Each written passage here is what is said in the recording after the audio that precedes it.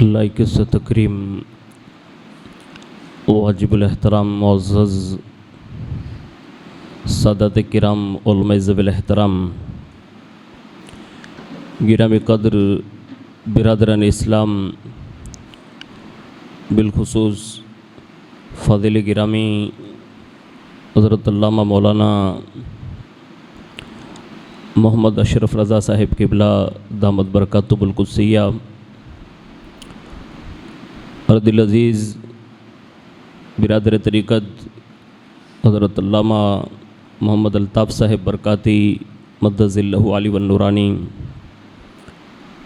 شہزادہ حضور غوث العظم حضور سیدی سرکار سید محمد آصف میاں باپو قادری الجیلانی، حضور سیدی سرکار سید محمد الطاف میاں باپو شیرازی دامت برکاتہم العالیہ، السلام علیکم ورحمۃ اللہ وبرکاتہ۔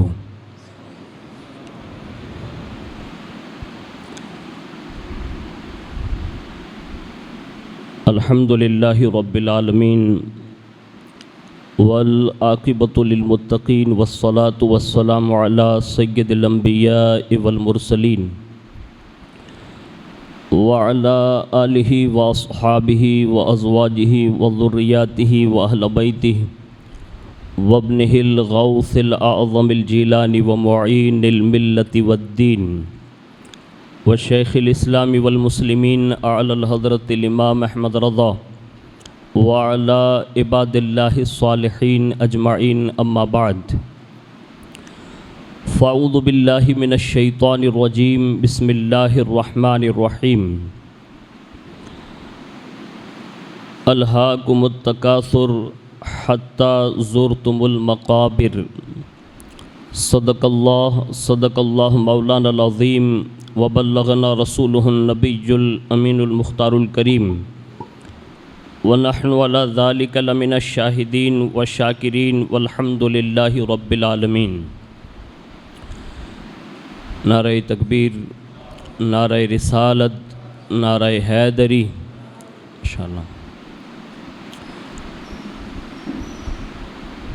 آئیے سب سے پہلے مذہب اہل سنت والجماعت یعنی کہ مسلک اعلیٰ حضرت کے قدیم دستور کے مطابق ہم سب کے آقا و مولا حضور سراپا نور سیدنا محمد الرسول اللہ صلی اللہ تعالیٰ علیہ وآلہ وسلم کے دربار گوہربار میں جی لگا کر درود پاک کی نظریں پیش کر لیں۔ اللہم صلی علی سیدنا مولانا محمد معدن الجود والکرم وعلی آلہ واصحابہ وبارک وسلم۔ نبی اور آل نبی پر ایک بار اور محبت سے جی لگا کر درود شریف پڑھ لیں۔ اللہم صلی علی سیدنا مولانا محمد معدن الجود والکرم وعلی آلہ واصحابہ وبارک وسلم۔ حصول برکات و نجات کے لیے ایک بار پورا مجمع مل کر اور درود شریف سنائیں۔ اللہم صلی علی سیدنا مولانا محمد معدن الجود والکرم وعلی آلہ واصحابہ وبارک وسلم۔ صلاۃ و سلام علیک یا رسول اللہ صلی اللہ تعالیٰ علیہ وآلہ وسلم۔ اللہ رب العزت کی توفیق سے، اس کے پیارے محبوب صلی اللہ تعالیٰ علیہ وآلہ وسلم کے تصدق سے، بالخصوص سرکار غوثیت مآب سیدنا الشیخ الشاہ غوث العظم دستگیر رضی اللہ تبارک و تعالی عنہ کی نگاہ عنایت سے ہر سال کی طرح اس سال بھی عرس قادریت میں ہم اور آپ شرکت کی سعادتیں حاصل کر رہے ہیں۔ اللہ رب العزت ہماری آپ کی سب کی حاضری کو قبول فرمائیں اور اس حاضری کو ہم سب کے لیے دارین کی نعمتوں کا سبب بنائیں۔ فقیر قادری اپنی گفتگو کا آغاز حضور سیدی جمیل قادری علیہ رحمہ کے اس کلام سے کرنے کی سعادت حاصل کرتا ہے جس میں انہوں نے دربار رسالت مآب صلی اللہ علیہ وسلم کا جو اعجاز ہے اس کو بیان کرتے ہوئے انہوں نے یہ بات کہی تھی۔ وہ کہتے ہیں کہ تیرے دربار کے جبریل درباں یا رسول اللہ،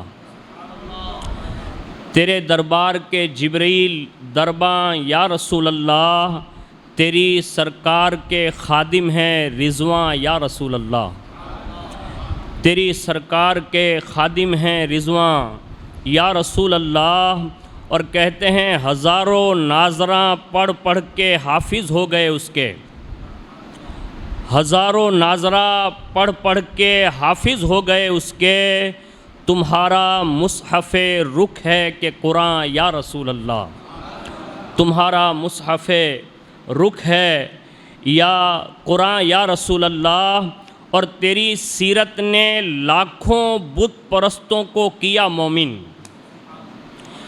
تیری سیرت نے لاکھوں بت پرستوں کو کیا مومن، تیری صورت دوائے درد منداں یا رسول اللہ، تیری صورت دوائے درد منداں یا رسول اللہ، اور کہتے ہیں مصیبت دور بھاگیں مشکلیں آساں ہوں فوراً، مصیبت دور بھاگیں مشکلیں آساں ہوں فوراً، پکارے جو کوئی تم کو مسلمان یا رسول اللہ، پکارے جو کوئی تم کو مسلمان یا رسول اللہ، اور کہتے ہیں سنہری جالیوں کے سامنے گر میرا دم نکلے۔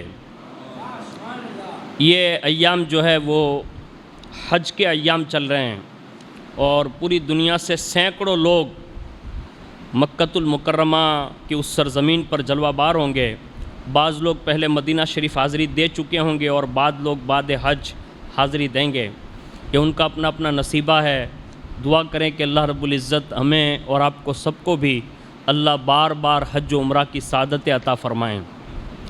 لیکن دربار رسالت مآب صلی اللہ علیہ وسلم میں آپ یقین جانیں کہ ابھی میں نے ایک پوسٹ پڑھی تو بڑا احساس ہے ہمیں، اور آپ کو بھی یہ احساس ہونا چاہیے کہ ہم حضور سے کتنے دور ہیں، کتنے دور ہیں،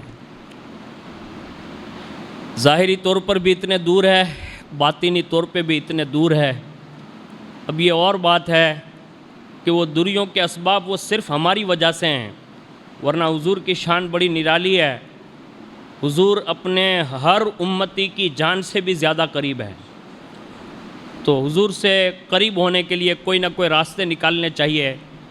افریقہ سے ایک عاشق رسول اس سال حج کے لیے پہنچا، اور حج سے پہلے وہ مدینہ شریف جب حاضر ہوا تو باقاعدہ وہاں کی میڈیا نے، یعنی کیمرے جو وہاں لگے ہوئے ہیں، انہوں نے اس کی فوٹو لی اور فوکس کر کے اس کی بہتی ہوئی جو آنکھیں تھیں نا اس کو دکھایا، اور لوگوں میں یہ باور کرایا کہ اگر کوئی افریقہ کے جنگلوں سے بھی مدینہ پہنچتا ہے نا تو اس کے دل کے جذبات آنکھوں میں اشک بن کر حضور کی جالیوں کو دیکھتے ہوئے بہہ جاتے ہیں، اور وہ اپنی دل کی ردات سنا دیتا ہے۔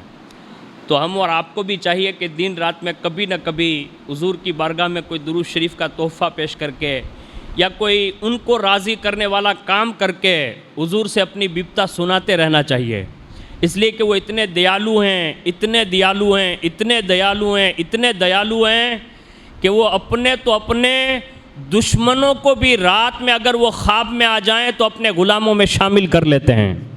یہ بڑی ان کی شان ہے، وہ جسے چاہیں جب چاہیں اپنا بنا لیتے ہیں۔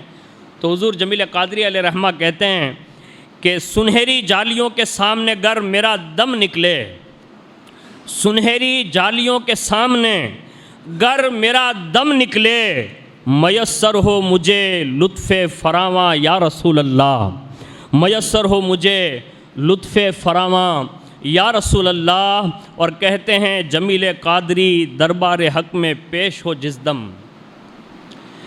جمیل قادری دربار حق میں پیش ہو جس دم، تو کہہ دینا یہ میرا ثنا خاں ہے یا رسول اللہ، تو کہہ دینا یہ ہے میرا ثنا خاں یا رسول اللہ۔ ایک بار بڑی محبت کے ساتھ درود شریف پیش کر لیں۔ اللہم صلی علی سیدنا مولانا محمد معدن الجود والکرم وعلی آلہ وصحابہ وبارک وسلم، صلاۃ و سلام علیک یا رسول اللہ صلی اللہ تعالی علیہ وآلہ وسلم۔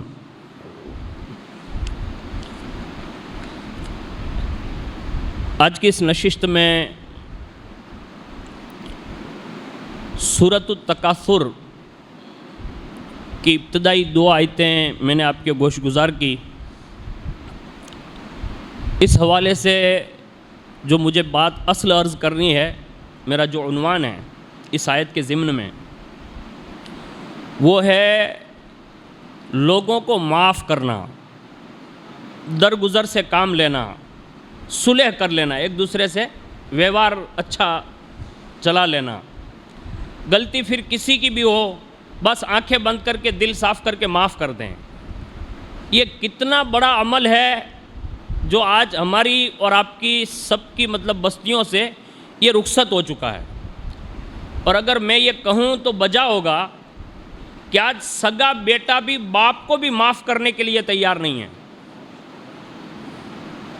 سگی بیٹی ماں کو معاف کرنے کے لیے تیار نہیں، اور والدین اپنی اولاد کو معاف کرنے کے لیے تیار نہیں، بھائی بھائی کو معاف کرنے کے لیے نہیں، چچا بڑے ابا چچا کو معاف کرنے کے لیے تیار نہیں، ماما اور چچا لڑ رہے ہیں تو یہ بھی ایک دوسرے کو معاف کرنے کے لیے تیار نہیں، اور اگر دادا اور نانا اور نانی اور دادی لڑ رہے ہیں تو یہ بھی ایک دوسرے کو معاف کرنے کے لیے تیار نہیں ہیں.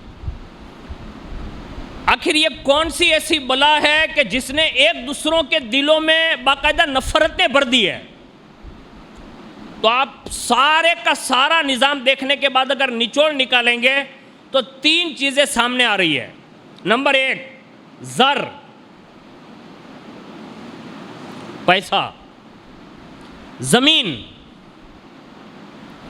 اور آخر میں فرمایا جورو یعنی بیوی، یہ عورت جس کو کہتے ہیں. یہ 3 خدشات ایسے ہیں کہ جس کے چنگل میں آنے کے بعد بھائی بھائی کا دشمن ہے، باپ بیٹے کا دشمن ہے، بیٹی ماں کی دشمن ہے، ہر رشتہ دار ایک دوسرے کے ساتھ دست و گریباں بنے ہوئے ہیں، کوئی کسی کو معاف کرنے کے لیے تیار نہیں.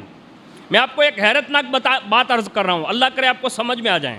آپ نے ابھی قریب میں ہی رمضان گزرا، یوں سمجھیں بہت جلدی نہیں گیا نا، ابھی شوال، ذی القعدہ اور ذی الحج ابھی شروع ہے، یعنی 3 مہینے سے پہلے ہی رمضان شریف گیا. اور اس میں آپ نے قرآن شریف کے پارے اگر تراویح بڑی پڑھی ہوگی تو اس میں آتا ہے، ہر 1-2 صفحے کے بعد، ہر 1-2 صفحے میں آپ دیکھیں گے قرآن عظیم میں کہ اللہ رب العزت اپنی 2 خصوصیت خاص بیان فرماتا ہے، ایک اپنا غفور ہونا اور ایک اپنا رحیم ہونا. اب قرآن شریف اٹھا کے جب بھی آپ تلاوت کرتے ہوں گے تو آپ کو احساس ہوگا، انہ هو الغفور الرحیم، ان اللہ غفور الرحیم، یعنی اس طرح کی یہ آیت جو ہے نا، یہ اللہ کی غفاریت، اس کے غفور ہونے، اس کے رحمان اور رحیم ہونے کا اعلان ہے. یعنی کوئی کتنا بڑا پاپی اگر اس کی بارگاہ میں بھی سیلنڈر کرتا ہے، اللہ سب سے بڑا ہو کر پھر بھی وہ معاف کر دیتا ہے. یعنی یہ خدا کی صفت ہے، معاف کرنا، درگزر کرنا، بخش دینا، یہ اس کی صفت ہے.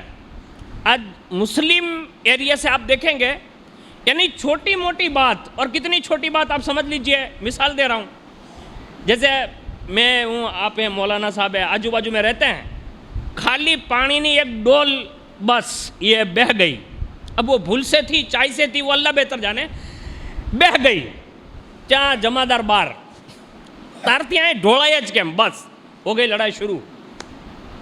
اب اس میں سب بڑے بڑے ملوث ہو گئے، مرڈر تک بات آ جا رہی ہے. یعنی یہ پانی ڈھولنے سے کیا ہو گیا؟ یعنی چھوٹی چھوٹی باتوں میں آج بڑی تیزی کے ساتھ ہمارے معاشرے میں اتنی دشمنیاں بپا ہو چکی ہے کہ ہم اس کا تصور نہیں کر سکتے. ایک گروپ ادھر دوڑ رہا ہے، ایک گروپ ادھر دوڑ رہا ہے، ایک گروپ ادھر دوڑ رہا ہے، ایک گروپ ادھر دوڑ رہا ہے. اللہ بہتر جانے ان کو کیا آپس میں، اور اگر بیٹھک کرائی جائے، جیسے سادات کرام ہیں، ماشاءاللہ علماء ہیں، یہ ایک دوسرے کی بیٹھک کراتے ہیں، بات چیت کراتے ہیں. میں نے یہ سنا نا تو مجھے حیرت ہوئی، اور یہ زندگی کا بہت بڑا تجربہ عرض کر رہا ہوں. آج باقاعدہ سمادھان کروانے کے لیے بھی لاکھوں روپیے لیے جاتے ہیں. آپ کو پتا ہے بیچ میں جو آدمی رہتا ہے نا، اب آپ لوگوں نے بھولی کہ مفت میں کراوے نا، مولانا مفت میں سمادھان کرا، એટલે કોઈ રાજી નથી થતું. ઓલો લાખ રૂપિયા લે તો સમાધાન માટે બેઠક. اب تھوڑا سوچئے تو صحیح، آپ کیا کر رہے ہیں؟ اس لیے اپنے اندر ایک ہنر پیدا کر لو، اور وہ ہنر ہے معاف کرنا، درگزر کرنا. یہ بہت بڑی نعمت ہے. اس کو میں تھوڑا اپنے الفاظ میں اور بزرگوں نے جو کہا ہے نا اس کو سنا رہا ہوں. قرآن عظیم کی آیت کا مفہوم سن لیں، اس حوالے سے چند باتیں سن لیں. اس صورت کے اندر چند مضامین ہیں. پہلا، زیادہ مال جمع کرنے کی حرص یعنی لالچ، یہ بندے کو آخرت کے معاملات سے غافل کر دیتی ہے. یعنی لاؤ لاؤ لاؤ لاؤ لاؤ، جمع کر لوں، ایک گودام تو دو گودام، ایک دکان تو دوسری دکان، دوسری تو تیسری. یعنی یہ جو لالچ ہے نا، وہ بندے کو آخرت کے معاملات سے غافل کر دیتی. ایک تو یہ بیان ہوا اس میں. دوسرا بیان ہوا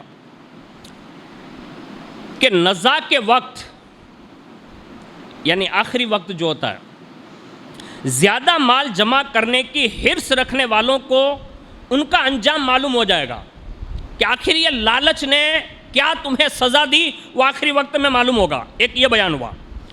اور پھر فرمایا اگر وہ اس کا انجام یقینی علم کے ساتھ جانتے تو فرمایا مال سے کبھی محبت نہیں کرتے. آج ہماری سب سے زیادہ لڑائی جو آپسی ہے، اب دیکھ لیجئے اس میں مال ضرور انورڈ ہے. اور یہ قرآن ہمیں اور آپ کو تنبیہ کر رہا ہے کہ مال اصل نہیں ہے، تمہارا بھائی اصل ہے. آج چھوٹے چھوٹے بٹوارے آپ دیکھ لیجئے، زمین کے ہو، دکان کے ہو، جائیداد کے ہو، مال سامان کے ہو، معمولی باتوں پر آج مال کو بیچ میں رکھ کر ہر ایک دوسرے کا دشمن بنا ہوا ہے. اور یہ اتنی بڑی لالچ ہے کہ جب مال پیدا کیا گیا نا، تو باقاعدہ شیطان نے اس سکے کو لیا اور ایسے چوما، اور چوم کر وہ ٹھیکڑے مارنے لگا. قدرت نے پوچھا آخر تجھے اس کے پیدا کرنے پر خوشی کیوں ہے؟ کہا اس کے ذریعے سے میں سینکڑوں خاندانوں کو تباہ اور برباد کر دوں گا. آج ہو رہے آپ دیکھ رہے ہیں، سب کو دیکھ رہے ہیں. اس لیے یہ لالچ ہے. میں نہیں کہتا مال جمع کرنا برا ہے، ہرگز نہیں، اس کو قطعاً نہیں کہتا. مال جمع کرنا یہ بھی اللہ اس کے رسول کے احکام کے مطابق ہو تو یہ بھی حضرت عثمان غنی کی طرح جنت خریدنے کا سبب بن سکتا ہے. لیکن طریقہ کار معلوم ہو سکتا ہے، ممکن ہے. بڑے بڑے لوگ ہوئے، بڑے بڑے مالدار ہوئے. ارے غوث پاک سے بڑا مالدار آپ کس کو تلاش کرنے جائیں گے؟ جن کے جوتے جو ہوتے تھے نا، ان کے نیچے کے جو تلیے ہوتے ہیں نا، وہ بھی سونے اور چاندی کے ہوا کرتے تھے.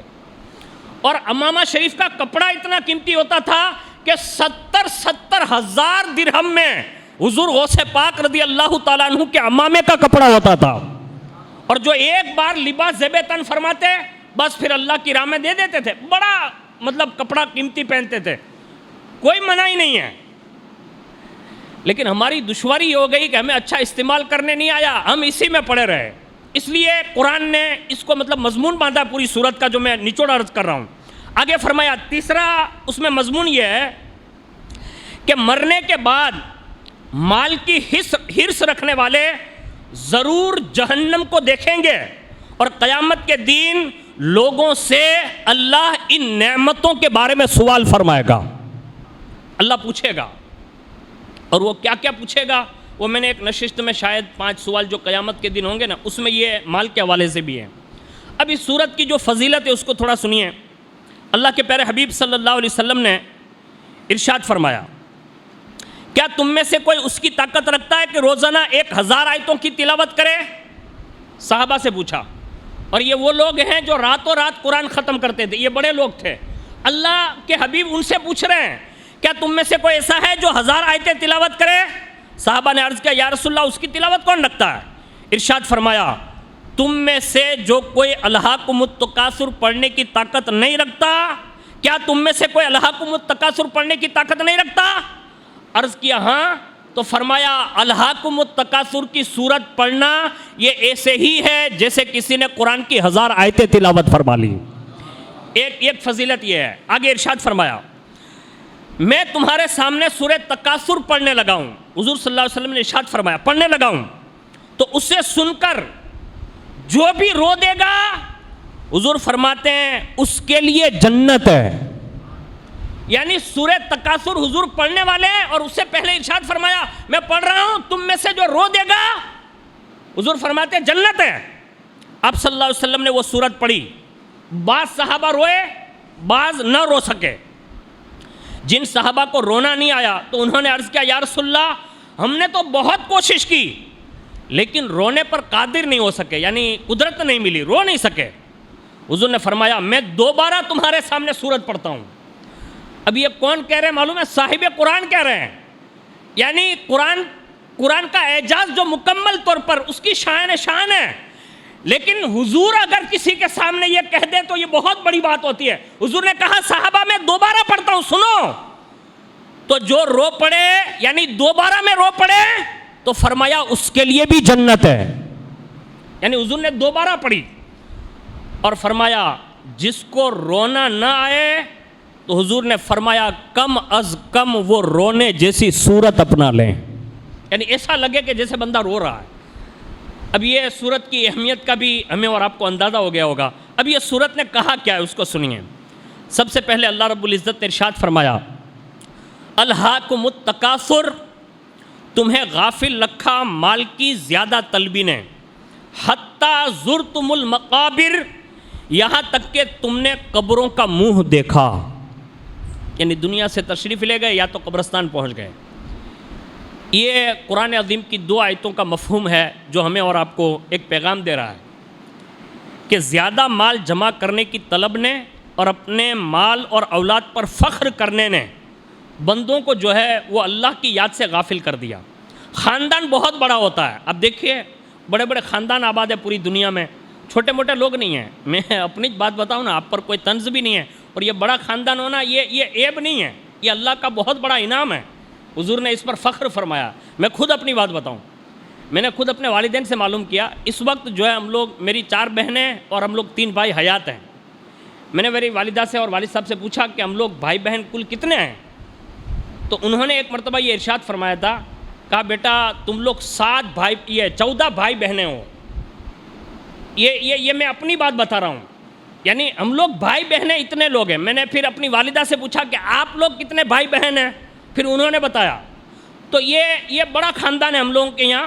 تو یہ خاندان بڑا ہونا عیب نہیں ہے, لیکن اگر بڑی نعمتیں پانے کے بعد اگر بندے اللہ کی یاد سے غافل ہو جائیں تو پھر یہ اس کے لیے کوئی نہ کوئی تنبیہ کی نشانی ہے کہ اللہ کے خوف سے اسے ڈر جانا چاہیے, کہیں مال اور اولاد اسے اللہ کی یاد سے غافل نہ کر دیں. اس معاملے میں ہمیں اور آپ کو اپنا احتساب کرنا چاہیے. آگے ایک جگہ پر قرآن عظیم نے انہی اولادوں کے حوالے سے اور مال کے حوالے سے ایک بات ارشاد فرمائی. یا ایھا الذین آمنوا لا تلہکم اموالکم واولادکم عن ذکر اللہ ومن یفعل ذلک فاولئک هم الخاسرون. فرمایا اے ایمان والو, تمہارے مال اور تمہاری اولاد تمہیں اللہ کے ذکر سے غافل نہ کر دے. جو ایسا کرے گا وہی لوگ نقصان اٹھانے والے ہیں. اور یہ نقصان اٹھانے کی بات کوئی اخبار نہیں کر رہا ہے, بلکہ اللہ پیغام دے رہا ہے اور خبر دے رہا ہے کہ اگر یہ چیزوں نے تمہیں اللہ کی یاد سے غافل کر دیا تو یہ سراپا نقصان اٹھانے والے لوگ ہیں, اور اس میں یہ سب لوگ شامل کیے جائیں گے. ایک جگہ پر اور ارشاد فرمایا اے ایمان والو, بے شک تمہاری بیویوں اور تمہاری اولادوں میں سے جو کچھ تمہارے دشمن ہیں تو ان سے احتیاط رکھو. اور فرمایا اور اگر تم معاف کرو, درگزر کرو, بخش دو تو بے شک اللہ بڑا بخشنے والا بہت بڑا مہربان ہے. اور تمہارے مال تمہاری اولاد ایک آزمائش ہے, اللہ کے پاس بہت بڑا ثواب ہے. تو اللہ سے ڈرو جہاں تک تم سے ہو سکے, اور سنو اور حکم مانو اور اللہ کی راہ میں خرچ کرو, یہ تمہاری جانوں کے لیے بہتر ہوگا. اور جسے اس کے نفس کے لالچی پن سے بچا لیا گیا تو فرمایا وہی لوگ کامیابی پانے والے لوگ ہیں. یہ قرآن عظیم کی چند آیتیں ہیں اور اس کا مفہوم میں نے مال کے اور اولاد کے حوالے سے چند باتیں عرض کر دی. اور سب سے زیادہ ہمارے جو جھگڑے فساد بیوی بچوں کی وجہ سے بھی ہوتے ہیں اور مال کی وجہ سے بھی ہوتے ہیں. اب یہ معافی کی صورت نکالنے کے لیے یہ 3 چیزیں جو ہے نا, اب اس سے تھوڑا برطرف کرتے ہوئے کچھ چیزیں ہمیں اللہ اس کے رسول کی محبت کی خاطر بھی یہ کام کرنے ہوں گے. ورنہ دیکھو بچے سے کون محبت نہیں کرتا, بیوی سے کون محبت نہیں کرتا, اور پیسے سے کون محبت نہیں کرتا. سب کے دل میں ایک دوسرے کی محبت ضرور ہوتی ہے, لیکن کمی کیا ہے, بچے کی وجہ سے, یعنی بچے کی محبت کی آڑ میں اگر آپ سگے بھائی کے دشمن بن رہے ہیں تو اب یہ بچے کی محبت درست نہیں ہے. بیوی کی محبت میں ماں باپ سے دشمنی مول رہے ہیں یا بھائی بہنوں سے دشمنی مول رہے ہیں تو یہ محبت درست نہیں ہے. اور مال کی محبت میں پورے خاندان اور قبیلے اور علاقے کے ساتھ اگر دشمنی مول رہے ہیں تو یہ محبت درست نہیں ہے. اگر مال بیچ میں آئے, بچے بیچ میں آئے, بیوی بچے آئیں, اور سامنے جو محبتیں تقاضا کر رہی ہے اگر وہ محبتوں میں آپ پورے اتر رہے ہیں تو پھر ان کے ساتھ محبت آپ کی بجا ہے, یعنی درست ہے. اس کو ہمیں اور آپ کو تھوڑا نظر رکھتے ہوئے عفو درگزر کی فضیلت جو اللہ اس کے رسول نے رکھی ہے وہ میں چند کلمات عرض کرتا ہوں۔ پہلے نمبر پر یہ وصف اللہ سب کو دیتا نہیں، یعنی معاف کرنے کی طاقت اللہ سب کو نہیں دیتا۔ اللہ جسے صالحین کی لسٹ میں داخل کرنا چاہتا ہے نا، اللہ اس سے یہ وصف عطا فرماتا ہے۔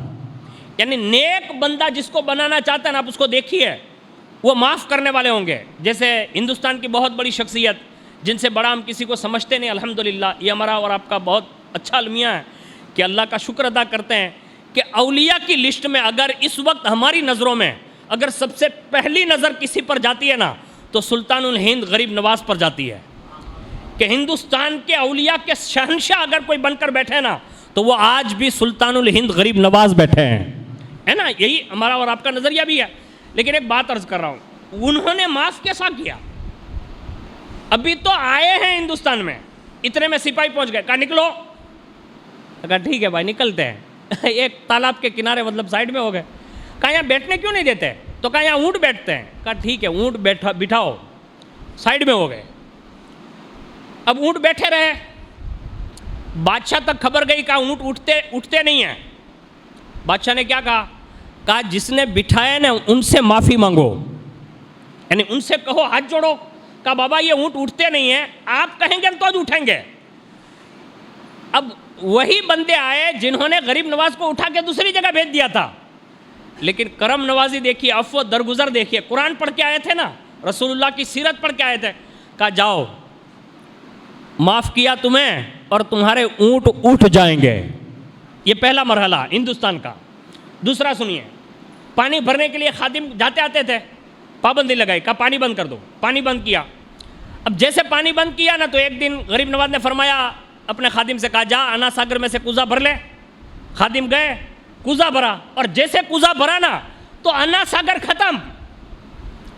اور مورخین نے یہاں تک لکھا، ان کی قلم کہاں تک سچ اور کہاں تک حقیقت آشنائی کر رہی وہ تو وہی لوگ جانے، لیکن کتابوں میں یہ درج ضرور ہے کہ باقاعدہ خالی انا ساگر نہیں بلکہ اطراف و اکناف کے اجمیر معلیٰ کے بڑے بڑے تالاب بھی خشک ہو گئے، اور گھروں میں جو کوٹھیاں اس زمانے کی بھری ہوئی تھی نا پانی سے، وہ مٹکے بھی خالی ہو گئے اور باقاعدہ سوکھ گئے۔ پورے اجمیر معلیٰ میں کسی کے یہاں پانی نہیں تھا، ایسا لگتا تھا کہ اجمیر معلیٰ کے سارے پانیوں کو غریب نواز کے خادم نے کوزوں میں نچوڑ لیا تھا، یعنی سب سے پانی ختم۔ قدرت بتا رہی ہے یہ تو معین الدین ہے، یہ تو معین الدین ہے۔ ان الدین عند اللہ الاسلام، یعنی جو دین کا مددگار بن کر آئے اس کی طاقت کا یہ عالم ہے، تو جس نے دین اسلام پسند کیا ہے اس کی قدرت کا عالم اور اندازہ کون لگا سکتا ہے؟ یعنی یہ قدرت بتا رہی ہے سب سے پانی ختم، اور جیسے سب جگہ پانی ختم تو اب ظاہر سی بات ہے تکلیف سب کو ہے، پانی کے بنا کوئی رہ نہیں سکتا تھا۔ بادشاہ سے کہا کہ پانی سب جگہ ختم ہو گیا، کہا تم نے کوئی بھول کی ہوگی، کہا ہاں، کہا کیا کیا؟ کہا کیا کیا؟ ہم نے وہ پانی بند کروایا نا، کہاں؟ کہا ان کا خادم آیا، ایک کوزہ بھرن تو انا ساگر سوکھ گیا۔ کہا خالی انا ساگر نہیں سکھا ہے، پورے اجمیر کے سارے مٹکے بھی خالی ہو گئے اور جانور اور انسان سب تڑپ رہے ہیں، تم نے یہ روکا کیوں ان کو؟ بس یہ کہا ایک کام کرو، دوسرا مرحلہ دیکھیے، کہا ایک کام کرو۔ کہا کیا؟ کہا جنہوں نے کوزہ بھرنے کو کہا ہے نا ان سے جا کے ہاتھ جوڑ لو، یہ معافی۔ اب چاہتے تو نہیں دیتے پانی، طاقت تھی، لیکن واہ طاقت جس کی اتنی ہو کہ وہ گھر کے مٹکوں سے بھی پانی نکلوا لے، پھر بھی دلیر کتنے، سخی کتنے، معافی مانگنے آئے نا، کہا جب سب کو معاف کیا، کہا وہ پانی بھی لوٹا دیجئے، معافی تو دے رہے پانی بھی لوٹا دیجئے۔ تو فرمایا جاؤ، خادم سے کہا وہ انڈیل دے، اور جیسے وہ مشکیزہ انڈلا کوزہ، انا ساگر نہیں، جہاں جہاں سے پانی واپس لیا گیا تھا وہاں واپس کر دیا گیا۔ یہ غریب نواز ہیں۔ دو ڈاکو ملے، اندھے بن کر آپ کے ساتھ دھوکہ کیا، پھر معافی مانگنے آئے، معاف بھی کیا۔ یعنی ایک دو مرحلے نہیں، بڑے بڑے مرحلے، یہاں تک کہ جوگی جیپال خود بھی آیا ہے غریب نواز کے دربار میں، اور باقاعدہ اس نے بھی چند شرطیں رکھی اور اس کے بعد یہ باتیں کی اس نے۔ لیکن غریب نواز رضی اللہ تعالیٰ عنہ نے کچھ باتیں جو حکمت تھی اور اللہ کے راز تھے اس سے سمجھوتا نہیں کیا، اس کے سوا سب کچھ دیا۔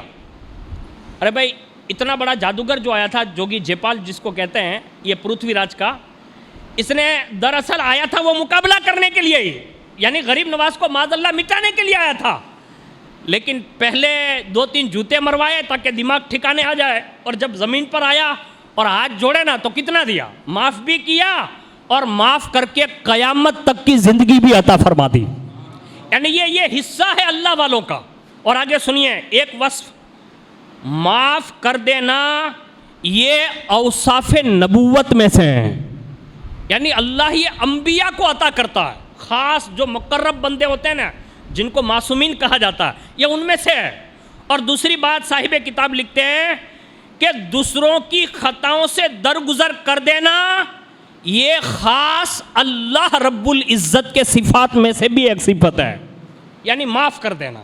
اور اللہ رب العزت نے متعدد جگہ میں سے چند جگہوں پر یہ حکم دیا. اس میں سے ایک جگہ پر فرمایا محبوب درگزر سے کام لیجئے، بھلائی کا حکم دیجئے، اور جاہل ملے تو فرمایا اسے کنارہ کشی اختیار کر لیجئے. دوسری جگہ ارشاد فرمایا اگر تم کوئی بھلائی اعلانیہ کرو، چھپ کر کرو، یا کسی کی برائی سے درگزر کرو تو بے شک اللہ معاف کرنے والا اور قدرت رکھنے والا ہے. یعنی یہ قرآن عظیم میں سینکڑوں آیتیں ایسی ہیں کہ جس میں یہ باتیں ارشاد فرمائی گئی، درگزر سے کام لو، معاف کرو معاف کرو. اور اسی کے ضمن میں یعنی قرآن کے اس قاعدے کے مطابق جو بھی بندہ معافی دے دیتا ہے نا تو اس کے لیے بڑا انعام ہے. اور وہ انعام ہے کیا سنیے. حدیث شریف میں حضور نے فرمایا صدقہ دینا مال کے اندر کمی نہیں کرتا. کوئی بھی صدقہ آپ دیں گے مال کے ذریعے، جائیداد کے ذریعے، کسی بھی بہانے صدقہ دیں گے اگر وہ مالی ہے تو فرمایا اس سے تمہارے مال میں کبھی کمی نہیں آئے گی. یہ ایک جگہ پر حضور نے ارشاد فرمایا. اور فرمایا اگر بندے کی درگزر اور معافی سے سوائے عزت کے اللہ تعالیٰ کچھ اور زیادہ نہیں کرتا. یعنی اس کا مفہوم یہ نکلتا ہے جو حضور کے فرمان کا کہ اگر کوئی معاف کر دے تو وہ بے عزت نہیں ہوتا، اللہ اس سے عزت ہی عطا فرماتا ہے.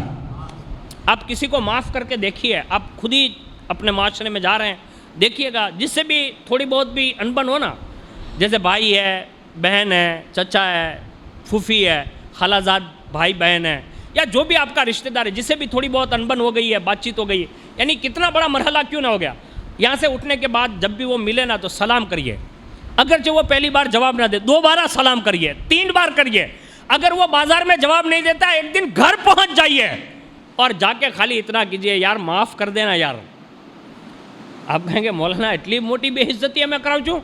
میں نہیں کہہ رہا ہوں، حضور کہہ رہے ہیں یہ جو تم جا رہے ہو اور معافی مانگ رہے ہو یہ بے عزتی نہیں ہے. یہ معافی کے لیے اگر تم گئے اور درگزر ہو گیا تو فرمایا اللہ تمہیں عزت ہی سے نوازے گا، تمہاری بے عزتی ہونے والی ہے ہی نہیں. یہ رسول اللہ کا فرمان ہے، اللہ عزت ہی دے گا. اور ایک جگہ پر ارشاد فرمایا اسی کے ضمن میں کہ جو شخص اللہ کے لیے تواضع کریں، اور یہ تواضع جو ہے خاص لوگوں کا حصہ ہے. اب تو ماشاءاللہ نیچے بیٹھتے ہی ہے، لیکن ماشاءاللہ اتنے بڑے عالم دین ہونے کے باوجود بھی، فقیہ ہونے کے باوجود بھی آپ نے دیکھا کہ وہ آ کے سیدھے نیچے بیٹھ گئے. اب ہماری اور آپ کی ذمہ داری ہوتی ہے کہ ان بڑے لوگوں کا مطلب ادب کرتے ہوئے انہیں اوپر بٹھایا جائیں. آصف بابو میان تو وہ نیچے ہی تشریف فرماتے. یہ سادات کی عاجزی ہے، اور یہ عاجزی ہے نا یہ اللہ کی طرف سے انہیں دل میں وسعت ودیعت کی گئی ہوتی ہے، اور ان کے ذریعے اللہ انہیں بڑے رتبے عطا فرماتا ہے. ہاں یہ بڑے لوگوں کی شان ہے. اللہ آپ کو ہم کو سب کو عاجزی کرنے کی اور تواضع کرنے کی توفیق عطا فرمائے.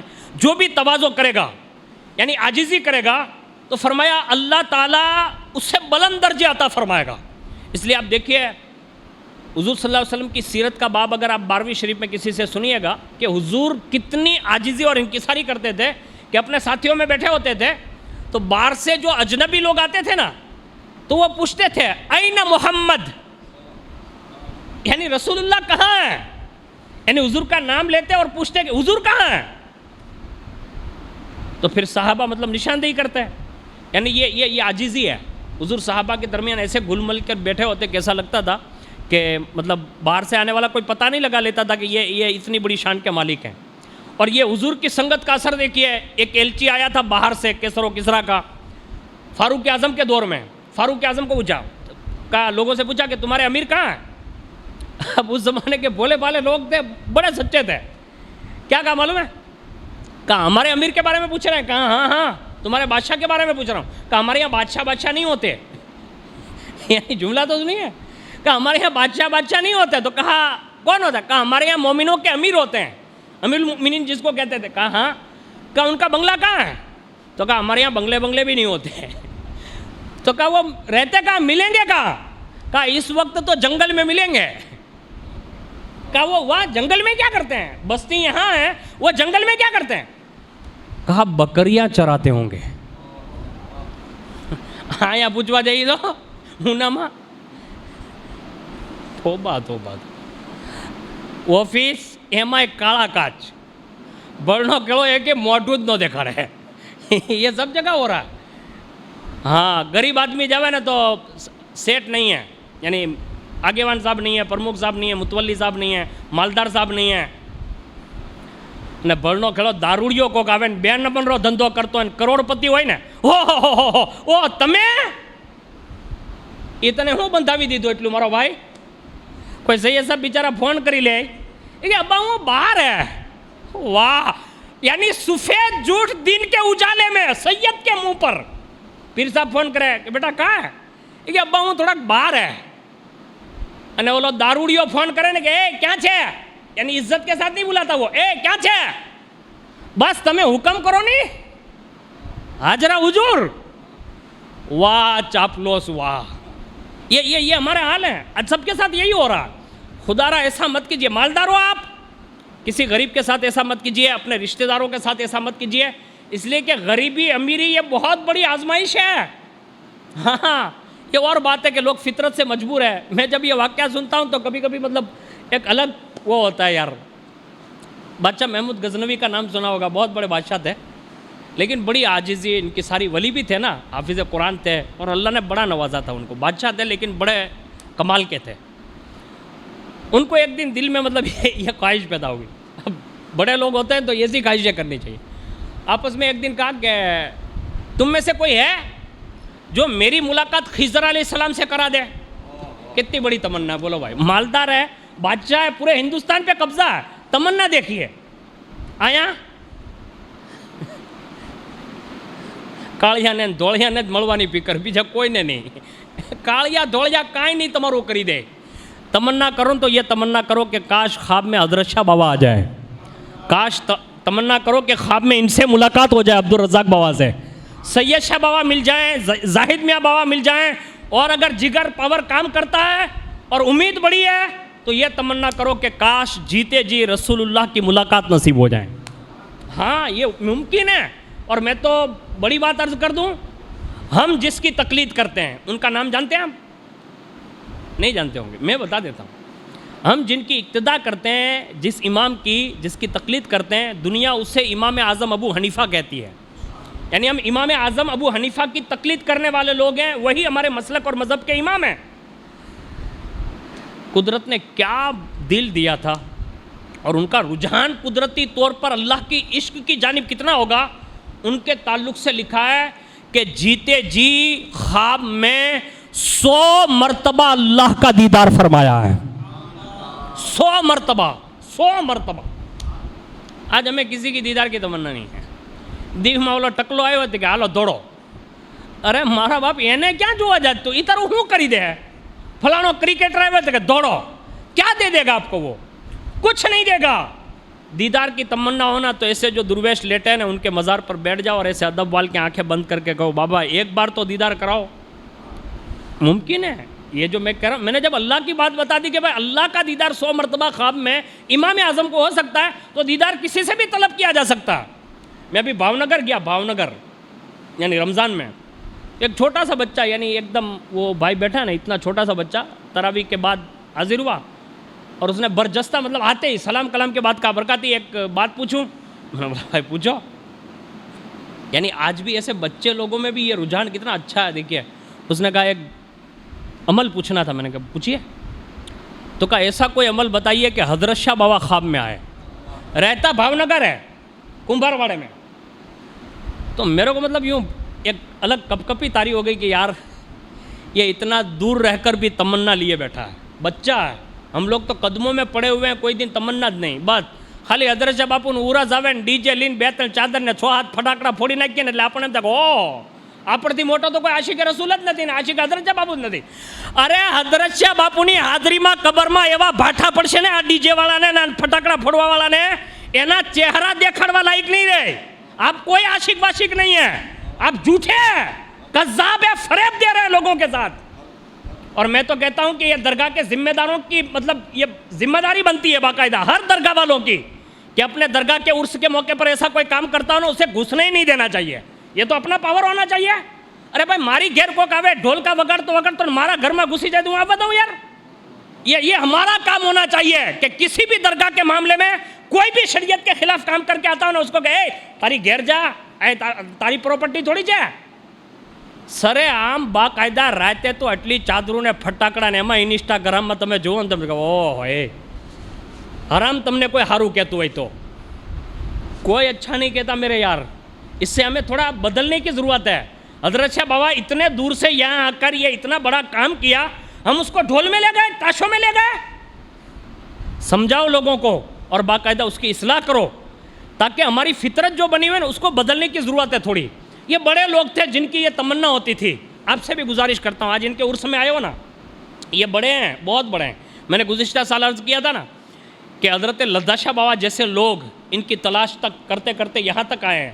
और ये बहुत बड़ी शख्सियत है जिनको हम और आप अभी तक पहचान नहीं सके, लेकिन बाद विसाल जो है ना इनकी ताकतें बढ़ जाती है. इलाके वाले जितने भी यहाँ रहते हैं ना, मैं तो कहता हूँ कि आप बड़े खुशनसीब हैं कि इनके इलाके में रहते हैं. हाँ, इतने जराइम के बावजूद भी ज़मीन जो संभली हुई है ना, આપણી કોઈ નેકી નથી કે આપણે હા આમને બેઠા જ. આપણા જરાઈમ એટલા વધી ગયેલા છે અહીંથી લઈને આમ સુધી કે આજે ઓલું પૂર આવે જ ને ઉનાનું, તારે શું એલાન થાય કે ભાઈ અરબવાળો ખાલી કરજો, સંધીવાળો ખાલી કરજો, ફકીરવાળો ખાલી કરજો, આ નીચાણના ફલાણા ભણા इलाका. क्यों है?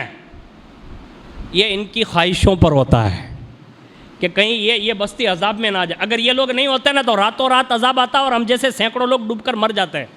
लेकिन ये बचाने वाले लोग हैं ना, ये तरस खा रहे होते हैं, हमें बचाते हैं, बड़े रहम दिल होते हैं. तो मैं ये अर्ज़ कर रहा था कि ख्वाहिशें ये करो. बादशाह ख्वाहिश की कहा तुम में से कोई ऐसा है? अब देखिए हो रहा है फ्रॉड सामने, एकदम खुली आंखों में हो रहा. ये कोई तमाशा नहीं था, हकीकत थी. कहा तुम में से कोई है जो मुझे खिज़र अलैहिस्सलाम का दीदार करा दे? अब इतने बड़े बादशाह का ऐलान है. अब एमा एक मारी तमारी जेवो बिचारो बैठो तो अंदर અને હાવ ગરીબડો માણા એમ क्यों नहीं, रकड़ू सकड़ू फक्कड़ गिरधारी अपनी पेड़े वो बैठा था बेचारा. उसने सोचा कि यार मौका बड़ा अच्छा है. वो बेचारा खड़ा हो गया और उसने कहा बादशाह सलामत, आई एम पोते. तो कहा कि मैं आपको खिज़र अलैहिस्सलाम का दीदार करवा सकता हूँ, मुलाकात करवा सकता हूँ. तो कहा इधर आओ. कहा कैसे? कहा उसके लिए एक वजीफ़ा पढ़ना पड़ेगा. तो कहा पढ़ो. तो कहा ऐसे नहीं होता ये. तो कहा ये समंदर के इलाके पर जाके होता है और उसमें 6 महीने लग सकते हैं. तो कहा ठीक है आप चले जाओ. आदमियों से कहा कि इसको तैयार करके वहाँ भेजो. कहा नहीं नहीं ऐसे नहीं होगा. कहा जब मैं समंदर पे 6 महीना रहूँगा तो मेरे बाल बच्चों का क्या? तो कहा क्या चाहता है? कहा थोड़ा पैसा राशन 6 महीने का मेरे घर तक पहुँचा दो तो मैं वजीफ़ा करता हूँ और यहाँ मेरे बाल बच्चों को भी मतलब जो चाहिए वो मिल जाएगा.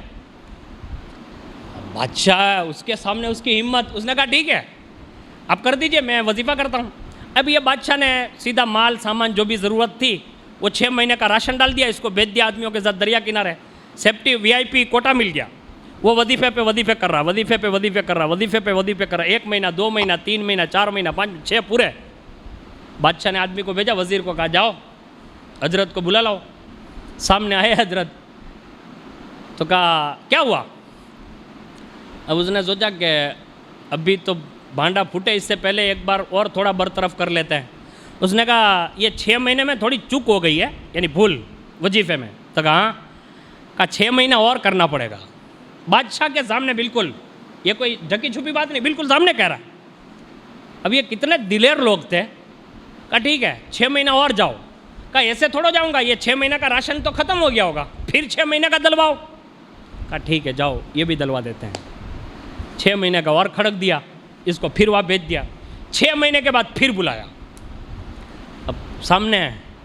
اب اس نے سوچا 1 سال تو نکل گیا، غریب آدمی تھا. بادشاہ نے پوچھا کیا ہوا؟ یہ کہ حضرت نہ پہلے چک ہوئی تھی نہ ابھی بھول ہوئی ہے، یہ صاف صاف بتا دے رہا ہوں. کہا کیا؟ غریب آدمی تو کوئی کمائی بمائی تھی نہیں، اور آپ نے یہ اعلان کیا کہ خضر کی ملاقات کون کرائے گا، تو میں نے سوچا موقع اچھا ہے. اب میں خضر کو جانتا ہوتا تو میں نہیں کہہ دیتا ان کو. تو میں نے سوچا بادشاہ سلامت ہے، اتنے بڑے آدمی ہیں، تو میں نے آپ کے ساتھ فریب کیا، یعنی دھوکہ کیا. کہا کیا؟ کہا میں نے سوچا 6 مہینے کے وظیفے کا بہانہ دوں گا، گھر پہ راشن پہنچ جائے گا، کمانے جانے کی ضرورت پڑے گی نہیں. تو 6 مہینے تو پورے ہو گئے، پھر آپ نے بلایا تو میں نے پھر دوسرا بہانہ کیا. کہا تھوڑی چوک ہو گئی، تو پھر آپ نے 6 مہینے کا راشن ڈال دیا، مجھے بھیج دیا.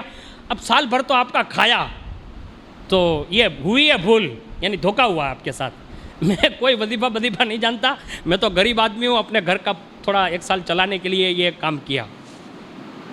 اب بتائیے بادشاہ غصے ہوگا کہ نہیں ہوگا؟ آپ بتا دیجئے. ہوگا نا بھائی، صاف بات ہے. لیکن بڑے لوگ تھے، بغیر مشورے کے کوئی کام نہیں کرتے تھے. اسی وقت وزیر سے کہا کہ آپ میں سے بات بتاؤ کہ اس کے ساتھ کیا کرنا چاہیے. اب اس زمانے میں وزیر بھی بہت زیادہ ہوتے تھے، اچھے خاصے بھی ہوتے تھے، اور کچھ لوگ جلالی بھی ہوتے تھے. اس میں سے ایک کھڑا ہوا، کہا اس کو ہے نا بوٹیاں کر دو. کاپو، ہاتھ بھی کاٹو، ہاتھ بھی پیر بھی کاٹو، ایک بوٹی کر کے مطلب ڈال دو. اچھا. دوسرے کو کھڑا کیا، کہا آپ نہیں، یہ کھڑا ہوا نا، تو اس میں ایک بزرگ بیٹھے تھے اسی مجمع میں، تو وہ کھڑے ہو گئے. یہ جو بندہ پہلا مشورہ دیا نا بالکل صحیح کہہ رہا، یعنی اس کو ایسی ہی سزا ملنی چاہیے، کیونکہ بادشاہ کے ساتھ دھوکہ کیا. اتنے میں دوسرے کو پوچھا، کہا آپ بتائیے. کہا اس کو ہے نا بازار میں، جنگل میں نکالنا چاہیے بازار سے، اور پیچھے پوری بستی کے کتے کر دینا چاہیے. وہ کتے دوڑتے رہے اس کے پیچھے، اور یہ دوڑ کر مر جائے، یعنی اس کو کتوں کے حوالے کیا جائے. اچھی بات ہے. وہ بزرگ پھر کھڑے ہوئے. کہا بادشاہ سلامت، اس نے بھی سچا کہا. اب جب یہ کہا نا اس نے بھی سچا کہا. اب دیکھیے عاجزی، دیکھیے سب کی اپنی اپنی فطرت ہوتی ہے. اتنے میں سب سے پوچھ تاچھ ہوتی گئی. اس میں سے خاص وزیر جو تھے محمود ایاز، جس کو ملا کے بولتے ہیں نا، اس میں یہ حضرت ایاز جو تھے وہ وزیر تھے خاص حضرت محمود کے. تو ان سے پوچھا گیا، کہا ایاز آپ بتاؤ. اب حضرت ایاز کھڑے ہوئے، وزیر تھے، کھڑے ہوئے. کہا بادشاہ سلامت. کہا کیا؟ کہا اس کو معاف کر دیا جائے. یہ جملہ. تو بزرگ وہیں بیٹھے تھے، کھڑے ہو گئے. بادشاہ کہا اس نے بھی سچ کہا. کہا باپو وہ بوٹیاں کرنے کے لیے بولتا ہے وہ بھی سچا، کتے دوڑانے کا بولتا ہے وہ بھی سچا، اور یہ معاف کرانے کا بولتا ہے وہ بھی، سب سچے. تو کہا وہ اپنے اپنے خاندان کی ریتیں ہوتی ہے. وہ بزرگ نے کہا وہ اپنے اپنے خاندان کی ریتیں ہوتی ہے. کہا کیسے؟ کہا جس کو تم نے کہا نا ٹکڑے کرنے کا مشورہ لیا نا، کہا ہاں. کہا وہ ایک زمانے سے ان کا خاندان جو رہا ہے نا، کہا ہاں. کہا وہ قصاب لوگ تھے، کھٹکی، یعنی گوشت ذبح وغیرہ کرتے تھے. تو ان کا ایک فطری تقاضا ہوتا ہے کہ وہ کاٹنا زیادہ جانتے ہیں، بوٹی کرنا. تو انہوں نے یہ مشورہ دے دیا. تو کہا پھر یہ پہلے کے زمانے کے بادشاہوں کے لوگ رہے، یعنی آدمی رہے، تو یہ لوگ بادشاہوں کے کتوں کو مطلب پالنا جانتے تھے، تو ان کے دماغ میں کتے گھسے ہوئے تھے، تو کتے پیچھے کرنے کا کہہ دیا. کہا یہ ایاز، کہا یہ سید ہے. اتنے میں تو بادشاہ مطلب تخت سے اٹھ گیا ہو، اور ایسے ٹکی باندھ کر ایک نگاہ دیکھتا رہا. کہا ایاز اتنی زندگی گزر گئی، تو نے آج تک بتایا نہیں کہ میں سید ہوں. یہ ہے عاجزی، یعنی چھپا کر رکھا تھا، بتایا نہیں تھا کہ میں سید ہوں. عاجزی کی. کہا آج تک تم نے نہیں بتایا کہ میں سید ہوں. تو کہا حضور معافی چاہتا ہوں، کام کرنا تھا نا، اگر میں پہلے سے ہی بتاتا تو شاید مجھ سے کام نہیں لیا جاتا، اس لیے میں نے یہ خفیہ رکھا. میرے خاندان کی ریت ہے، میں اپنے خاندان کے ذریعے نہیں، میں اپنی محنت اور کوشش کے ذریعے لوگوں کے دلوں میں چھانا چاہتا تھا. اور آپ تو بڑے ہیں، تو میں نے وزارت جو کی ہے نا وہ بڑی مشکل سے یہاں تک پہنچاؤں. اللہ اکبر. بڑے واقعات گزرے ہیں حضرت ایاز اور محمود کے. بس جب پتہ چل گیا کہ حضرت ایاز سید ہے، بڑی تعظیم کی، بڑی توقیر بھی کی. لیکن جیسے ہی یہ کہا نا کہ یہ سید ہے، وہ بزرگ نے کہا نا یہ سید ہے، اتنے میں ایاز کھڑے ہو گئے. کہا بادشاہ سلامت، آج پتہ چل گیا نا آپ کو میرے راز کا. کہا ہاں. کہ میں سید ہوں. تو سنو میں نے معاف کرنے کے لیے کیوں کہا اور اس کا صلہ بھی ابھی بتا دیتا ہوں. کہا بتائیے. کہا میرے خاندان کی ریت ہے کہ میرے خاندان کو کربلا میں ایک دم کیما کر دیا گیا تھا. یعنی سیدوں کے بیٹوں کے لاشوں پر گھوڑے دوڑا دیے گئے تھے. لیکن میرے دادا جد امجد امام زین العابدین نے ایک یزیدی دروازے پر بھی آیا نا, اس کو 7 یا 8 دن تک گھر کا کھانا بھی کھلایا اور پانی بھی پلایا, اور ہمیشہ معافی اور درگزر سے کام لیا. تو میں نے سوچا میں اب ایسا مارکا تو قربانی تو نہیں دے سکتا, لیکن کم از کم بعد والوں کی عاجزی اپنا کر, درگزر والی صفت اپنا کر میں یہ کام تو ضرور کروا سکتا ہوں بادشاہوں سے. تو میں نے یہ رائے دی اور یہ مشورہ دیا. لیکن آج آپ کو پتہ چل گیا جس بزرگ نے یہ راز کھولا ہے نا, کہا ہاں, کہا یہ تمہارے اس علاقے کا کوئی بزرگ نہیں, آج اس نے مجھے سید ثابت کر کے راز افشاں کر دیا ہے. میں بھی آپ کو کہتا ہوں اس غریب کو چھوڑ دیجئے. اس غریب کی آڑ میں جو یہ مشورہ دے رہے ہیں نا, یہی خضر علیہ السلام ہے. یعنی دونوں کام سید نے بنا دیے. یہ ریت ہوتی ہے, یہ ریت ہے, یہ حضور کے اوصاف ہے.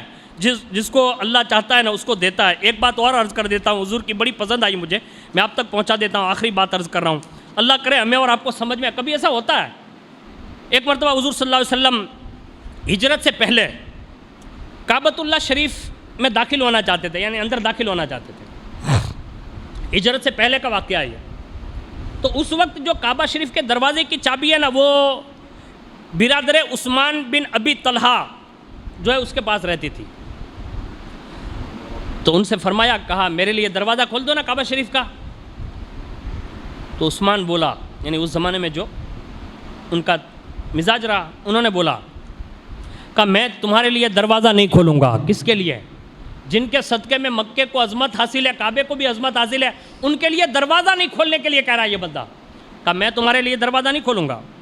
حضور نے فرمایا, اب یہ دیکھیے حضور کی شان ہے, اپنی شان ہوتی ہے, لیکن حضور نے پھر بھی فرمایا, کہا اچھا تم دیکھ لینا. حضور نے کہا کہ ایک دن کعبے کی کنجی میرے ہاتھوں میں ہوگی. یہ ارشاد فرمایا, یہ وسعت ظرفی ہے.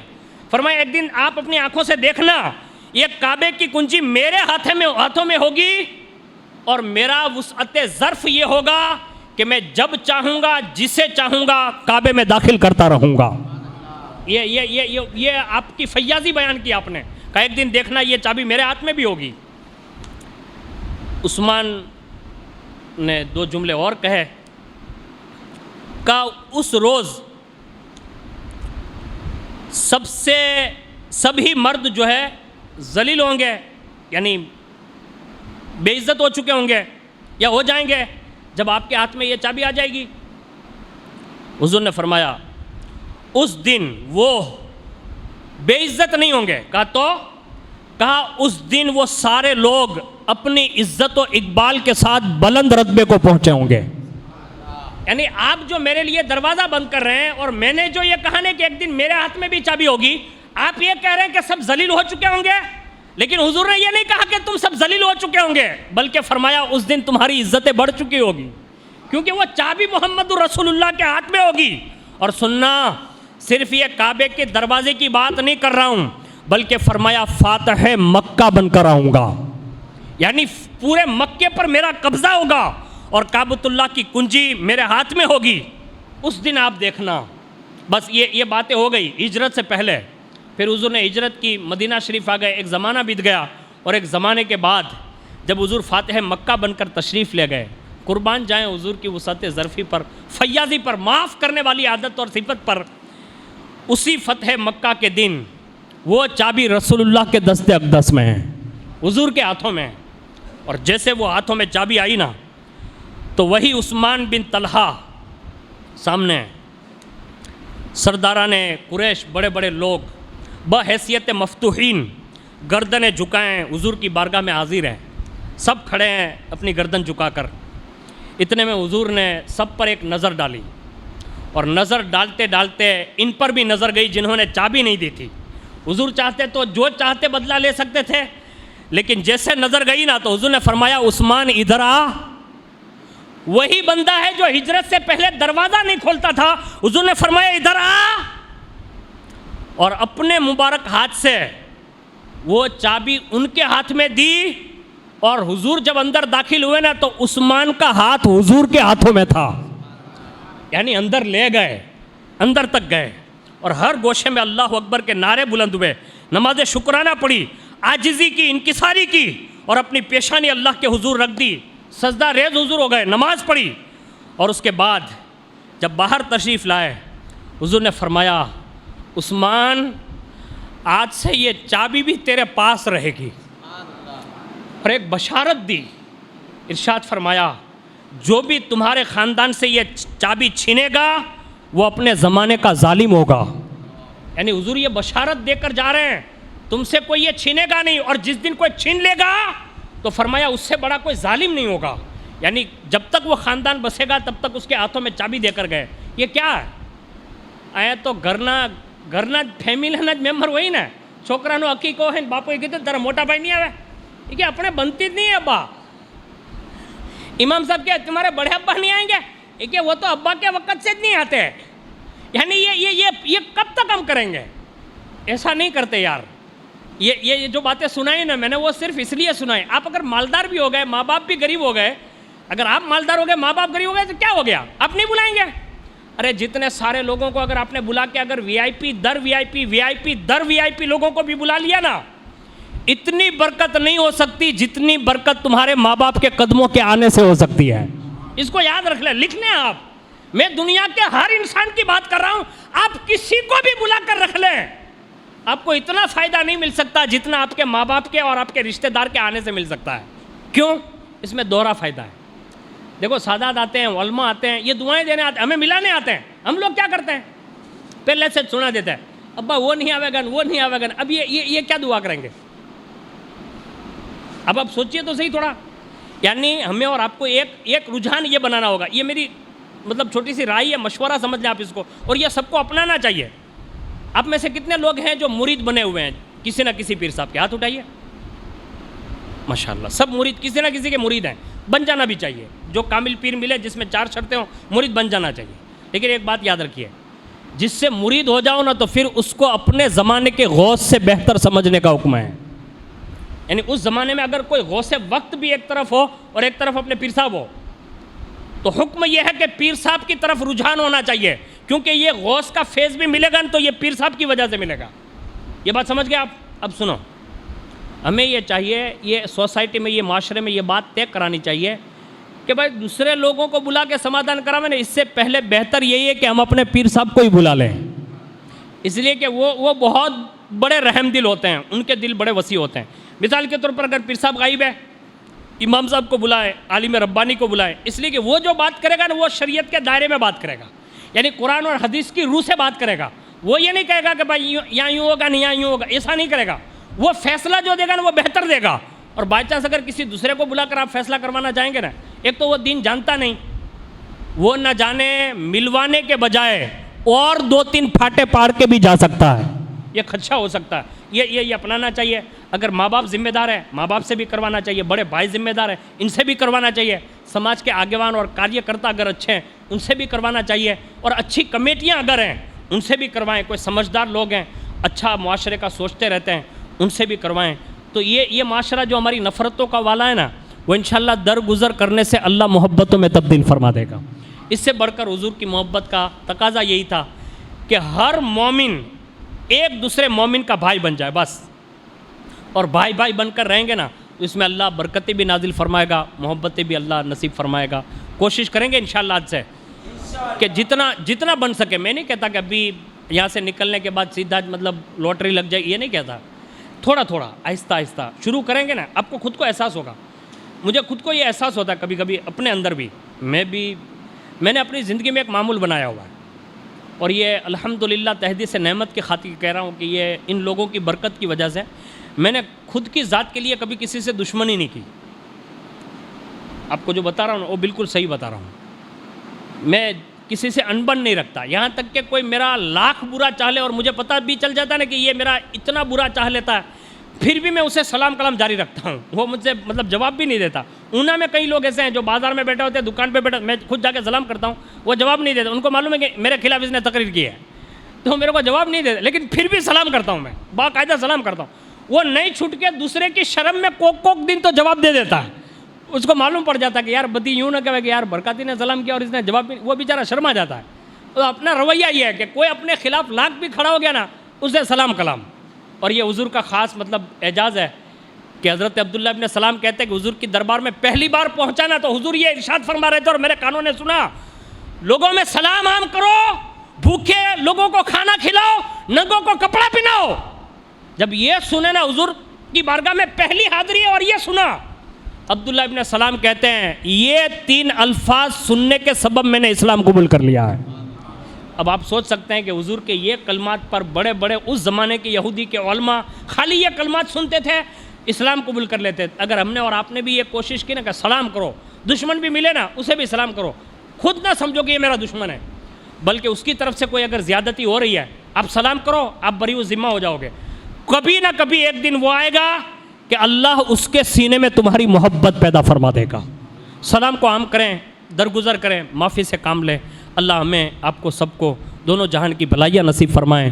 جس عظیم شخصیت کی بارگاہ میں ہم اور آپ حاضر ہیں, خراج عقیدت پیش کر رہے ہیں, دعا کریں کہ اللہ رب العزت ان کے عرس کے تقدس میں اللہ ہم سب کو درگزر کرنے والا بنائیں, ہم سب کو ایک دوسرے کو معاف کرنے والا بنائیں, ایک دوسروں کے ساتھ محبت کے ساتھ پیش آنے والا بنائیں.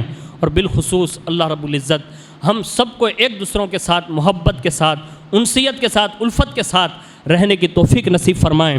اور اللہ رب العزت اس وصف سے ہمارے خاندانوں کو بھی مزین فرمائیں, ہمارے رشتہ داروں, ہمارے بھائیوں, بچوں, بہنوں کو بھی اس سے روشناش فرمائیں. اور اللہ درگزر کرنے کی توفیق عطا فرمائیں.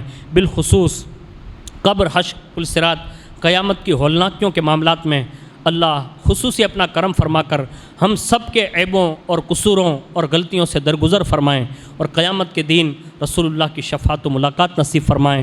اور حضور کی معیت میں, حضور کے اہل بیت صحابہ کی معیت میں اللہ رب العزت جنت الفردوس میں داخلہ نصیب فرمائیں. بالخصوص یہ حج کے ایام میں بڑی راتیں چل رہی ہے, اے اللہ کریم ان راتوں کے صدقے میں ہم گنہگاروں کو بھی اپنے دربار کی حاضری نصیب کر دے. حج کی سعادت عطا فرما, عمرے کی سعادت عطا فرما, بار بار 100,000 بار تیرے محبوب کے دیار کی حاضری نصیب فرما, وہاں کا ادب نصیب فرما. اور قسمت اگر انگڑائی لے, اے مولا کریم اپنے محبوب کا دیدار نصیب فرما, اپنے محبوب کے دیدار کے عشق میں تڑپنے والی آنکھیں عطا فرما, ان کی یاد میں تڑپنے والا دل عطا فرما. آخر میں یہی عرض کرتا ہوں مولا, جو امام عشق و محبت نے تیرے محبوب کی شان میں بیان کرتے ہوئے کہا, دل کرو ٹھنڈا میرا وہ کفے پا چاند سا, سینے پہ رکھ دو ذرا تم پہ کروڑوں درود. اور یا رسول اللہ چمک تجھ سے پاتے ہیں سب پانے والے, میرا دل بھی چمکا دے چمکانے والے. اور یا رسول اللہ آنکھ عطا کیجئے اس میں ضیا دیجئے, جلوہ قریب آ گیا تم پہ کروڑوں درود. اور یا رسول اللہ گرچہ ہیں بہت قصور تم ہو عفو و غفور, بخش دو جرم و خطا تم پہ کروڑوں درود. اور کام وہ لے لیجئے تم کو جو راضی کرے, ٹھیک ہو نام رضا تم پہ کروڑوں درود. آمین بجاہ النبی الامین صلی اللہ علیہ وسلم برحمتک یا ارحم الراحمین. السلام علیکم.